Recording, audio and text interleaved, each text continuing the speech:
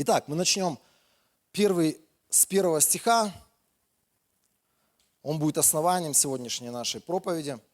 Это послание Иакова 4:6. То же самое написано в первом послании Петра, 5 глава, 5 стих. Там написано, что Бог противник гордых, но смиренным дает благодать.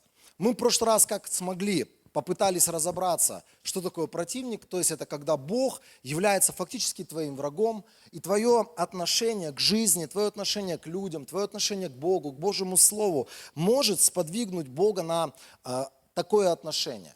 И второй момент, здесь написано, что смиренным или смиренным Он дает благодать. Вот об этом, или, скажем так, на этом мы сегодня сделаем акцент. Смиренным Бог дает благодать. Скажи своему соседу, смиренным Бог дает благодать. Классно, когда люди верят в то, что Бог дает всем благодать, которые приходят к Нему. Бог дает всем благодать, кто ходит в церковь. Это, наверное, прикольно. Это, наверное, успокаивает душу и сердце, но это неправда. Потому что Бог дает благодать, Библия очень четко объясняет, только кому? Смиренным.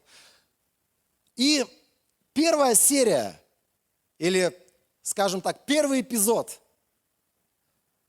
он называется «Угодить Богу». Итак, книга Даниила, первая глава, мы будем прям поглавно идти и читать некоторые из этих мест.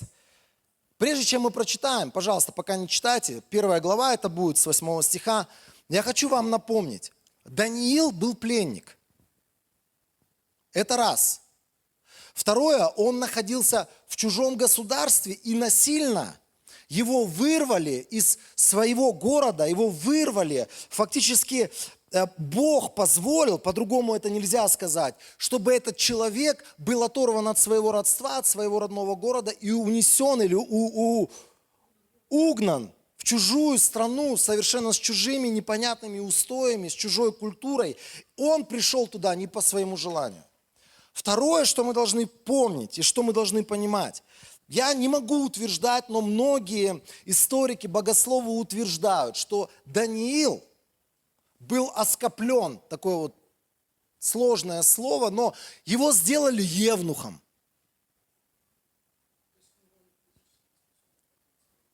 Этот человек не имел возможности иметь потомство. 6 слов накидал в кучу. И вся его жизнь подтверждает это. У него не было жены, у него не было детей. Хотя он имел возможности, имел право. Потому что впоследствии он стал одним из выдающихся управителей этого государства. Я почему это говорю? Чтобы мы понимали подоплеку или, скажем так, контекст того, о чем говорит книга Даниила. Потому что иногда, читая истории других людей, нам кажется, что, им классно было, у них все срасталось, у них все получалось, а у меня совсем все по-другому. У него, если говорить простым русским языком, у него все было плохо. Его жизнь была обломана, его жизнь была фактически поломана какими-то другими людьми. Все шло не так, и все шло не туда. И этот человек имел полное право обидеться на собственную жизнь. Этот человек имел полное право, как ему казалось бы, или как многим сегодня кажется, обидеться на судьбу, обидеться на Бога, обидеться, да хоть на что там, на президента своей страны в конце концов.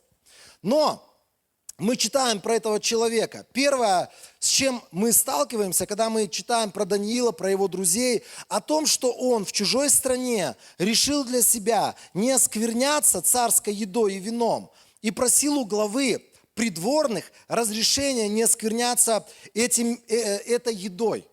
Этот человек, вот я хочу, чтобы вы посмотрели с такой позиции на него.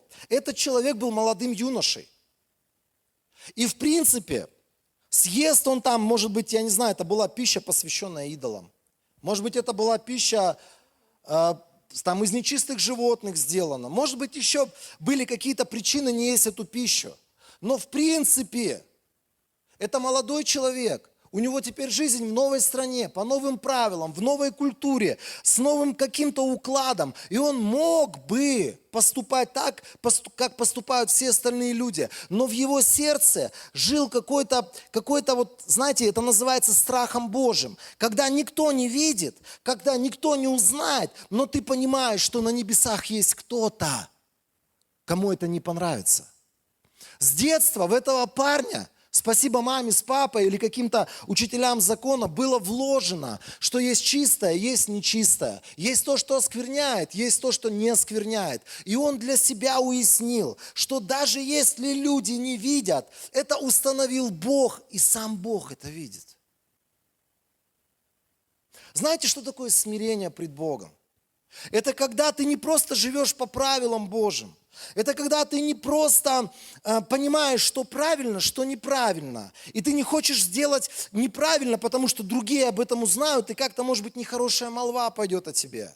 А ты делаешь что-то или не делаешь что-то, потому что ты знаешь, что это будет либо приятно, либо неприятно Богу твоему. Почему я назвал эту серию «Угодить Богу»? Потому что с этого начинается наше смирение. Когда я в любой трудной ситуации, когда я стою перед выбором, я готов сказать: Господь, а как ты хочешь? А какой твой план? А какая твоя воля обо мне? И я приму любой из вариантов, если ты мне скажешь, я буду делать то, что ты мне говоришь. Некоторые, знаете, вот бывает, у нас молодая церковь, и молодые влюбляются, потом разлюбляются, приближаются, отдаляются. Вот эти вот моменты все, вот знаете, кто-то ищет жену, кто-то присматривает мужа, на будущее. И часто бывает так, вот просто воу. Как некоторые говорят, я влюбился.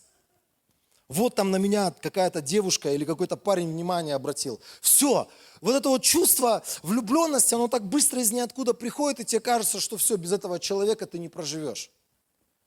И когда ты начинаешь общаться с этим молодым человеком, ты говоришь ему: давай мы вместе помолимся очень простой молитвой.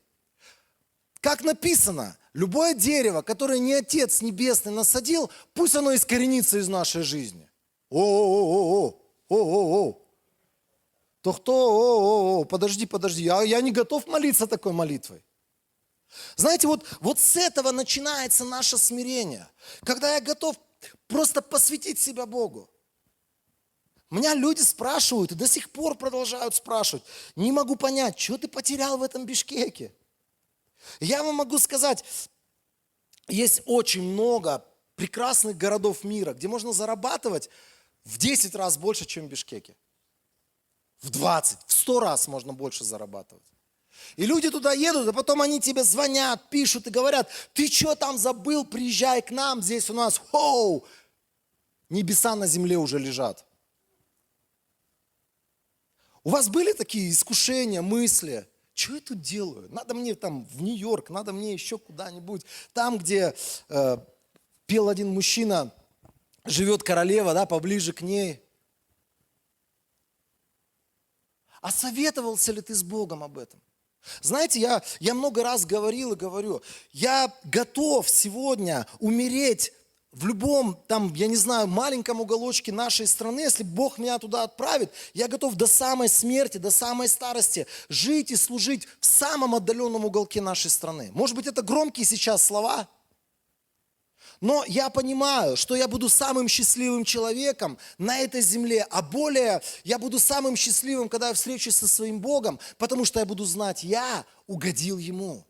И я встречу радостного отца, счастливого отца, который скажет: сынок мой, я так долго ждал тебя, заходи ко мне.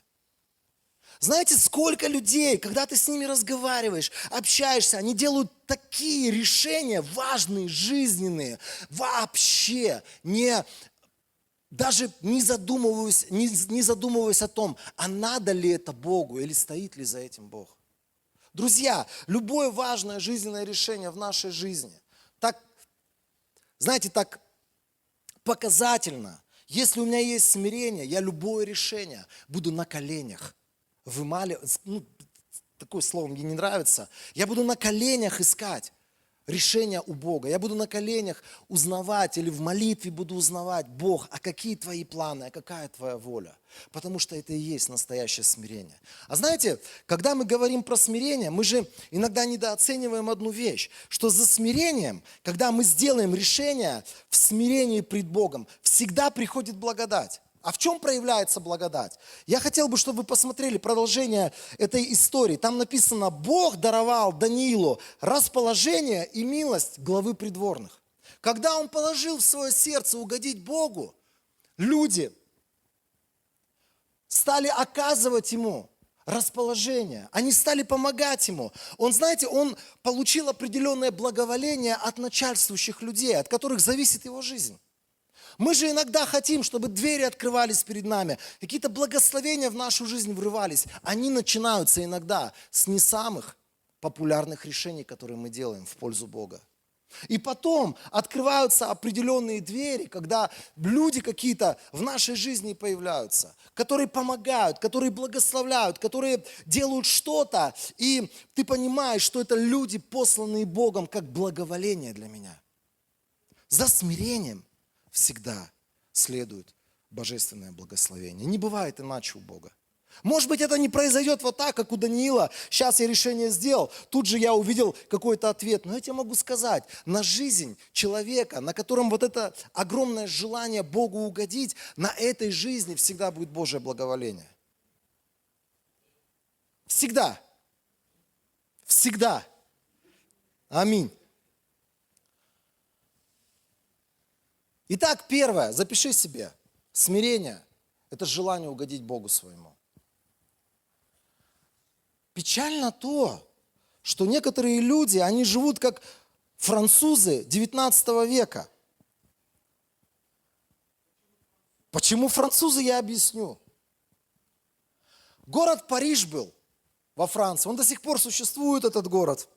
Кто-то хочет уехать в Париж и умереть от счастья. В то время это был самый развратный город Франции. Так считалось на периферии, среди вот фермеров, среди селян. Потому что иногда очень благочестивые с виду люди, очень порядочные семьянины, очень такие порядочные христианины уезжали с товаром в Париж и заканчивали на полянах красных фонарей. Ну, не поляны, на улицах красных фонарей.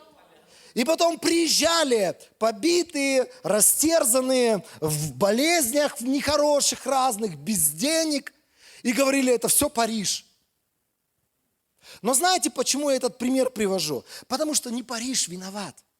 Потому что вдали от твоего маленького села, где тебя все знают, где твоя жизнь как на ладони, твоя семейная жизнь как на ладони, молишься ты или не молишься, все как на ладони. Когда ты вырываешься туда, где тебя никто не знает, где про тебя никто ничего не расскажет, твои внутренние желания, вот эти вот внутренние скопившиеся поиски, они начинают проявлять себя. Сущность твоя, кто ты есть, начинает проявляться в таких ситуациях. Поэтому я здесь ставлю акцент особенный на этой первой серии. Угодить Богу – это не просто сделать что-то правильное перед людьми. Угодить Богу – это понимать, что Он есть. Вот Он есть в моей жизни. Я падаю ли, хожу ли я хожу перед Ним. Вся моя жизнь открыта, вся моя жизнь для Него сегодня открыта. Что я читаю, куда я смотрю, как я со своими детьми или с женой разговариваю. Я перед Богом это делаю. Слышите? Мы же иногда думаем, что следовать за Богом – это научиться каким-то правилам, что хорошо, что плохо, и придерживаться каких-то вот хороших морально-этических правил. Нет! Первое, самое главное в смирении – это понимать, Бог есть. И ищущим Его Он воздаст. И Он мне воздаст. Если я понимаю свою сущность, злую, может быть, похотливую, самое время, опять-таки, вставать на колени пред Богом и говорить: Бог, хочу, чтобы вот этот вот Денис, злой, похотливый, там какой-нибудь, я не знаю, там суетливый, завистливый, умер, чтобы рождался новый человек, о котором говорит Твое Писание.